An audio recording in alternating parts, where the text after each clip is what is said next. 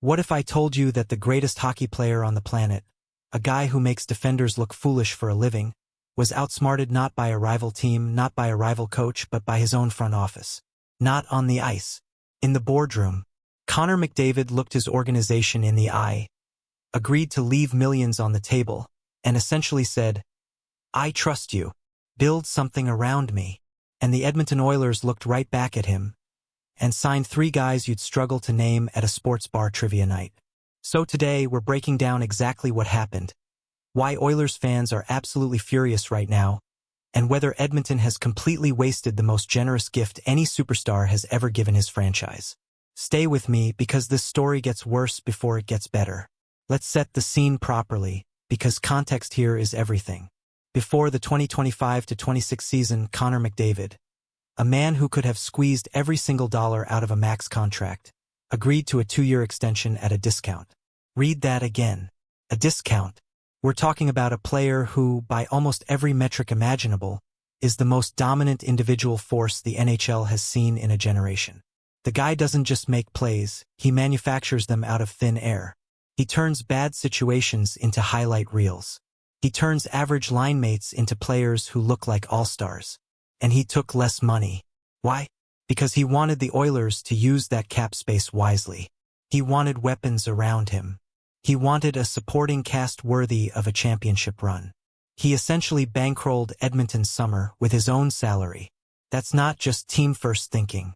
That's a level of sacrifice that almost no athlete at his tier ever makes. So what did the Oilers do with that goodwill? With that cap flexibility?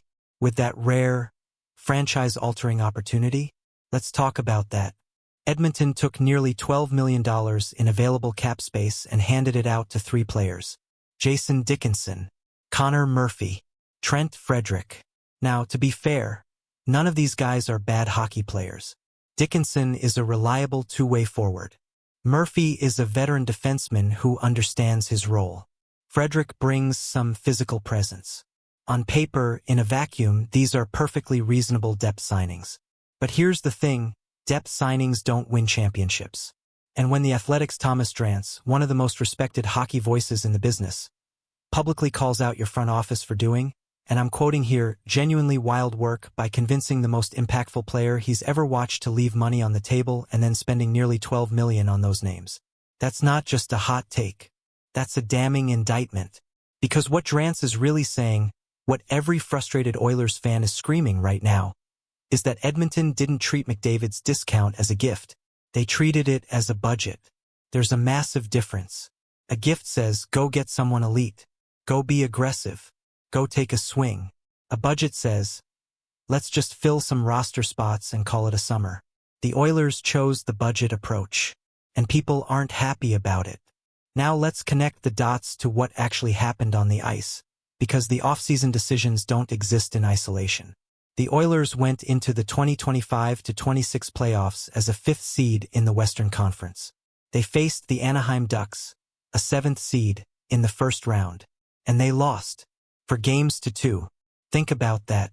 Connor McDavid, Leon Draisaitl, a team with arguably the 2 best players in the world, eliminated in the first round by a young, rebuilding Ducks team. That's not just a bad result. That's a signal. A loud one. The talent gap between McDavid and the rest of his roster isn't something you paper over with depth signings.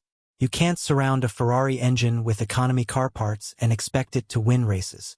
At some point, the supporting cast has to show up, and right now, Edmonton's supporting cast simply isn't good enough. And the front office spent the offseason doing what, exactly? Re-signing players who would have still been available weeks into free agency. There was no urgency, no aggression, no bold swing for a legitimate impact player. Meanwhile, the clock keeps ticking on McDavid's prime. And if you thought the offseason drama was limited to those 3 signings, it gets even messier.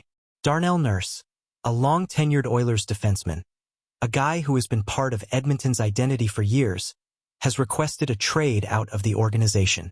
Now, Nurse has had his critics. His defensive play has been questioned. His contract has been debated. But the symbolism of a locker room veteran wanting out? That speaks volumes about the culture and direction of this franchise right now. A trade request from Nurse actually opens a door, though. If Edmonton can move him and the attached cap hit, suddenly there's real flexibility to go out and get someone who moves the needle. A top-pairing defenseman. A first-line winger. A power forward who can actually take pressure off McDavid. That's the silver lining. But silver linings only matter if the front office actually acts on them, which, based on this offseason, is not exactly a guarantee. So where does Edmonton go from here? Option 1, and the most realistic path, is trades. Edmonton almost certainly needs to be active on the trade market. They need to find real upgrades, not just depth fillers. That means potentially moving assets, potentially taking on risk, potentially making a deal that makes people nervous. But comfort hasn't gotten the Oilers a Stanley Cup. So maybe uncomfortable is the right direction. Option 2 is hoping that internal development jumps dramatically. That some of the younger pieces on this roster take unexpected leaps. But banking on internal development when you have a generational talent in his prime is a dangerous gamble. Option 3, the one nobody wants to say out loud, is that this continues. The Oilers tread water. McDavid keeps putting up numbers that belong in a different era. And the championship window slowly, quietly closes.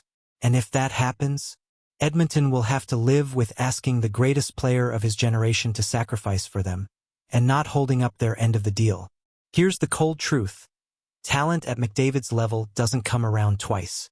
You either build around a generational window or you waste it. Right now, Edmonton looks like they might be choosing the wrong option. If you're an Oilers fan, drop your thoughts in the comments and hit subscribe for more NHL breakdowns like this one.